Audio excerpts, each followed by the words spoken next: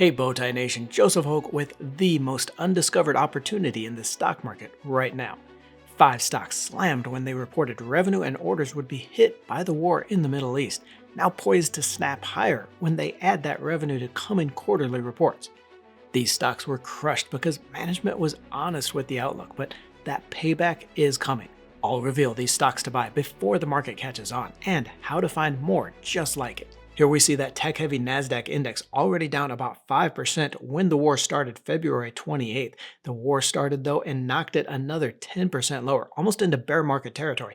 And this wasn't just because of global geopolitical uncertainty and those rising oil prices. Besides the fact that 20% of the global energy market goes through transits that Strait of Hormuz in the Persian Gulf here, we were looking at higher prices from that, but also chip availability in the semiconductor manufacturing process. That's because the region is also a big supplier of helium and bromine. That's 2 key components of the semiconductor manufacturing there. It says here, Qatar alone produces a third of global helium. It's just a byproduct of its natural gas production, and attacks on Qatari infrastructure and the closure of the strait, making it harder to get that through there.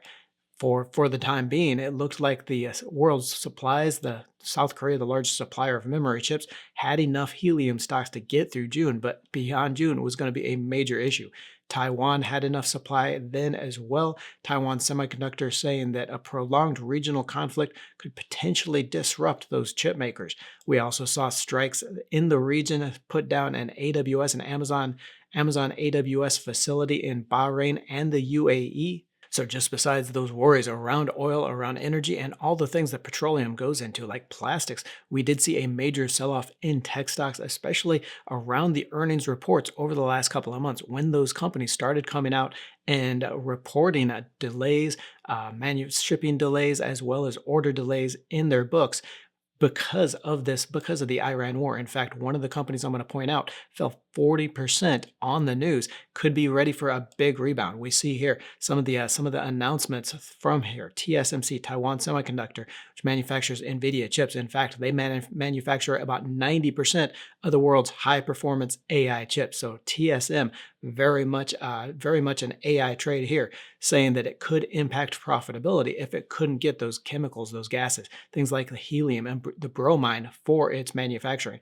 Foxconn, also one of the world's largest electronics manufacturers, singled out as a key challenge in the year. Chipmaker Infineon also said that costs would rise, hitting that profitability. Here we see in the chart for Taiwan Semiconductor, ticker TSM, shares actually did close up about 2% when those earnings were reported on April 16th, really just on the massive revenue boost from AI chip sales. Again, Taiwan Semiconductor manufactures 90% plus of the world's high-performance AI chips. They've got a lock on that market. So as long as that AI infrastructure build-out continues, Taiwan Semiconductor is going to get a majority of that revenue, going to do very well. But what we want to do with this theme, this idea that of the Middle East conflict pulling stocks down and then boosting them up as we see this deal come out to end that conflict, we want to go here to transcripts and insights here on Seeking Alpha. And we want to look for the transcripts. Okay, so we see the full first quarter 2026 earnings call transcript here for Taiwan Semiconductor. What we can do, we can search for any keywords around what we're looking for. So we'll look for just Middle East. We can look for Middle East here, and we see that it was mentioned 4 times in the transcript. What we want to do here, we want to get a sense of how big of an impact management says that Middle East conflict, was on the company, how much it might have affected the shares, and in return, how much it might boost the end of that conflict, might boost the shares over the next couple of quarters. Okay, what we're seeing over the last quarter is a lot of companies kind of using the Middle East as an excuse to lay off people, maybe throw out those earlier earnings projections, guide lower a little bit so they can beat those earnings forecasts and revenue forecasts in the coming quarters, using it as an excuse. So we want to get a sense here for which companies were truly hurt by that Middle East conference, some of that supply shortage and shipping problems, and which ones are going to get the bigger boost when that conflict resolves and we see that this all turn around. So searching for Middle East here in the text of the full earnings call transcript, we can see that management pointed out the Middle East prices for certain chemicals and gases. Again, that's going to be that helium and bromine there. Based on current assessment, there may be an impact to profitability. Too early to quantify the impact. So that's probably why the shares really didn't react too much to this announcement. Only actually closed up 2% on that revenue boost. But investors were a little worried. Probably could have rose a little bit more with those other shares on April 16th. But we did have this warning on the possibility of impact to profitability. Now, having done that research into the transcript, we also want to look at just the fundamentals for the stocks, that growth and the valuation. Obviously, growth for Taiwan Semiconductor doing very well, forecast at 33% revenue growth over the next year. That was about 3 times the sector median there at 11%. It is even higher than the company's own 5-year average of about 20% there. So increasing revenue growth. Of course, even a great company can be a bad investment at a too high price. So we want to look at here at valuation, and we want to look at not just the PE ratio. Okay, so obviously PE ratio, the price to earnings, how many dollars are investors having to pay for every dollar in earnings reported by that company.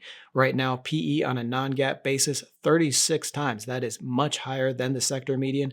That is even higher than Taiwan Semiconductor has traded at in the past. So right now, investors are having to pay. If you want to buy a share of Taiwan Semiconductor, you got to pay $36 for every dollar in earnings generated by the company. That's over 26 times for the sector and over 24 times what investors have had to pay in the past. So what we can say here is that Taiwan Semiconductor right now, because of that growth, is relatively expensive compared to the sector as well as its own history. But of course, because of that growth, you have to adjust this for that earnings growth, because I would much rather pay more for a stock if it's growing its earnings so fast. If it's going to be growing those earnings by 33% a year, yeah, I'm going to pay a little bit more for it compared to other stocks in its sector or even in its past. So what we want to do here, we want to look at the PEG ratio.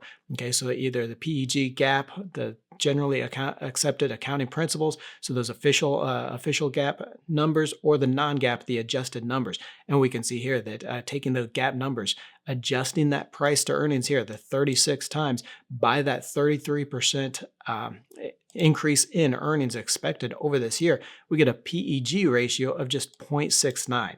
Okay, that is well below the sector median. So we can see here, interesting that while shares of Taiwan Semiconductor are more expensive on a PE ratio than the sector, more expensive than other tech stocks, if you adjust it for that growth to really put it on the same playing field, it is much cheaper. It is actually cheaper than that sector median. And that's where we want to start with this theme. Find those stocks, those companies that were disproportionately hit on the Iran war conflict, when management was just being honest about the outlook and about the effect from this war.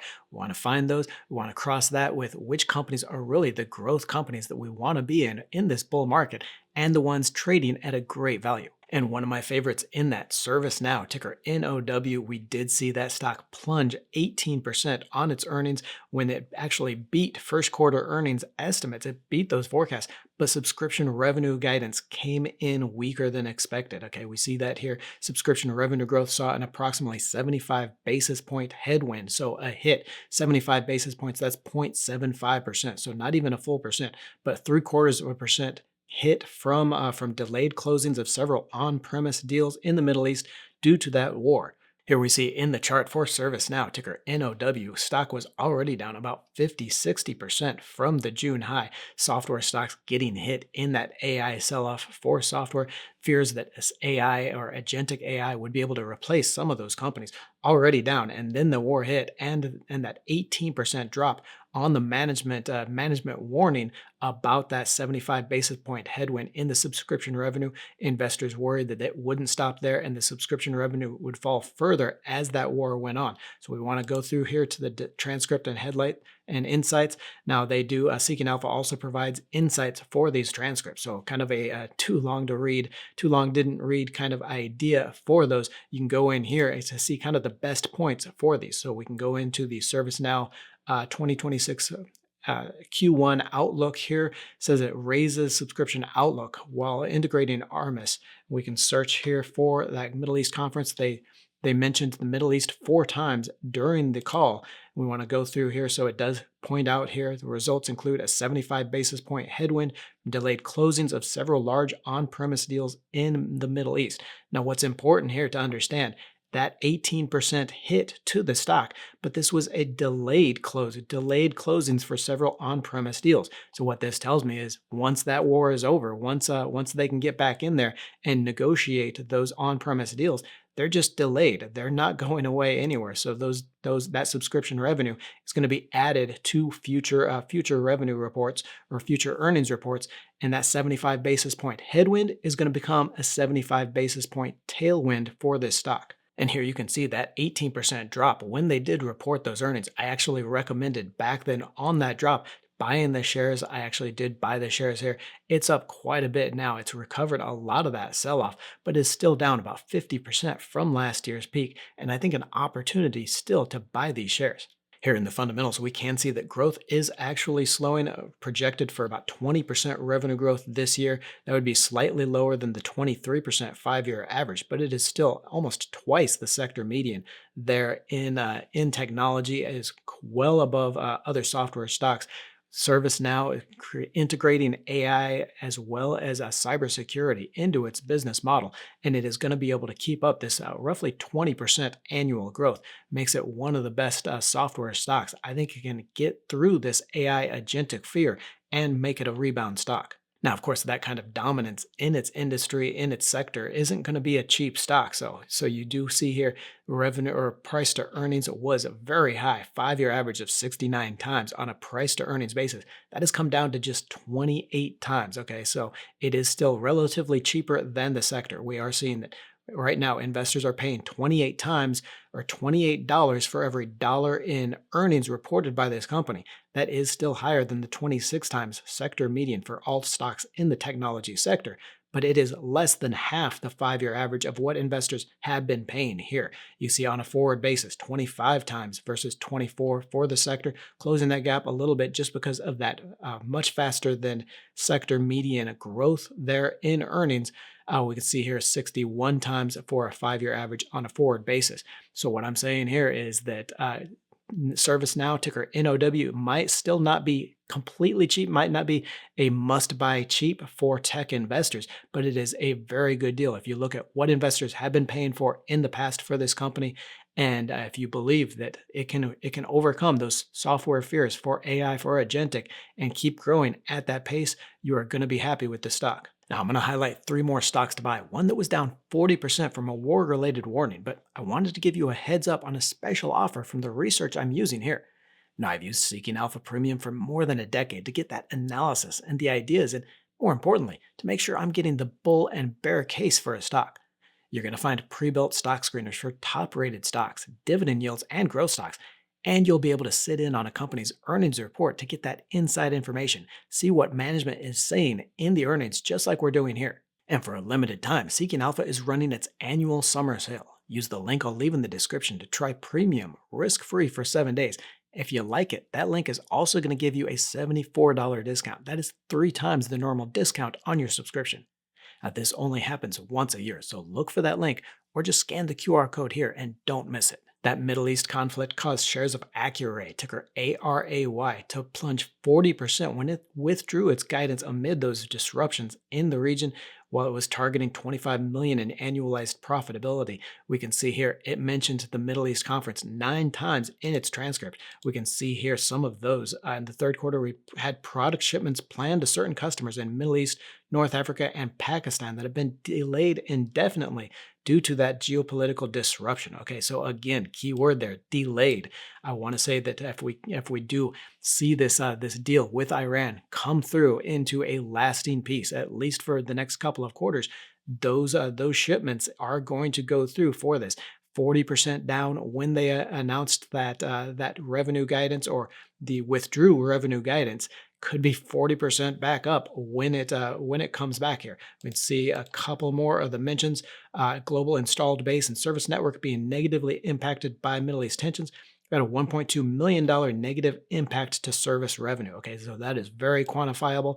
$1.2 million negative impact is huge for this company. This company is only $40 million market cap. So $1.2 million negative impact to its service revenue is a big hit. You could see why the shares dropped 40% on that news. We can see here EMEA, so emerging Middle East, Asia, the largest region for Accuray.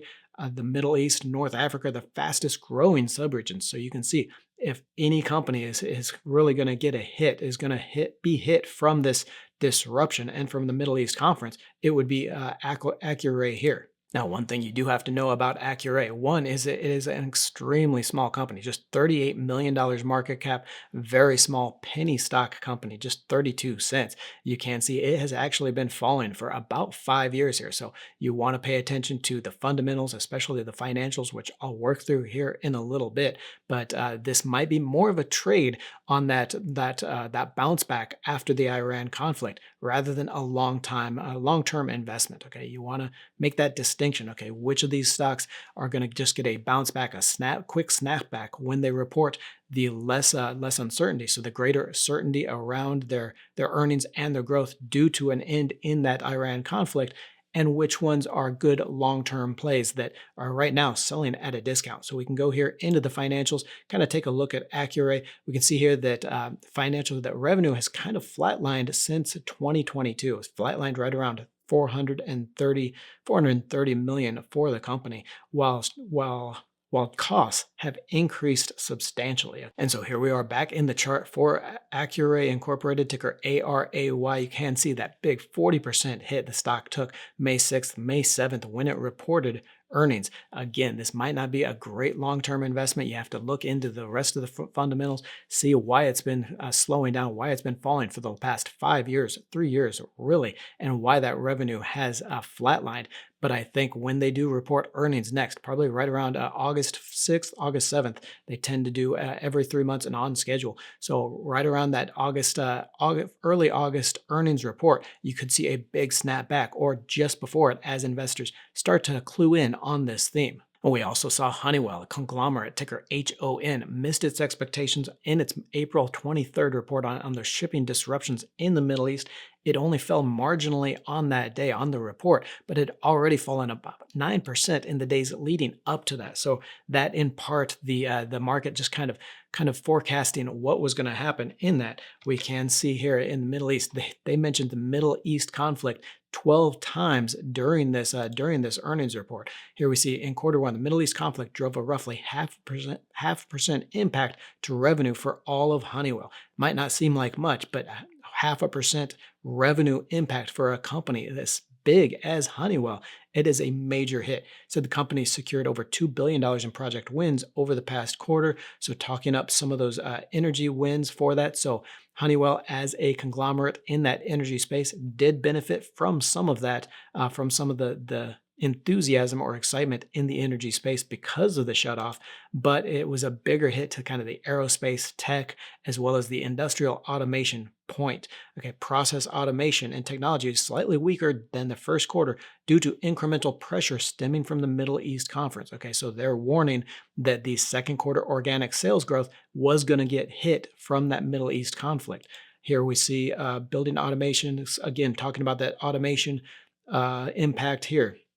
Sales were down 6% organically due to timing delays and Middle East impact. Again, keyword there, delays. Okay, so 6% hit to sales within that segment because of the Middle East impact. We can expect some of that at least to come on to the next quarter or the next couple of quarters and really boost those earnings. We also heard in that earnings report, Honeywell, ticker HOM, the aerospace tech, energy, and industrial automation company, moving up its spinoff for its aerospace business. Okay, so if you own shares of Honeywell, by June 29th, when it spins off the aerospace division, you're going to get shares of two companies. You're going to get the leftover business automation and energy company, as well as shares of the new aerospace spinoff company that they are spinning off. And I think that could be a big catalyst for this stock, especially since the SpaceX IPO has re-rated a lot of these aerospace and space companies, re-rated the price to earnings and what investors are willing to pay for these companies higher.